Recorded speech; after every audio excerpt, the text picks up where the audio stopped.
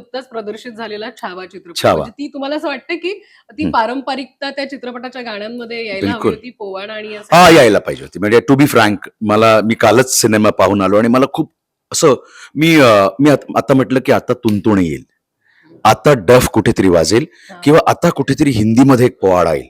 जो म्हणजे मी मोठेपणा नाही करत, पण पहिल्यांदा जगापुढे हिंदी पोवाडा आम्ही मोदी साहेबांसमोर आणि त्या इनॉग्रेशनला आम्ही गायलो. हं. कन्व्हेन्शन, जगातलं मोठं हो. Convention centre. राइट. तिथे भारतावरचा आम्ही पोवाडा गायलो.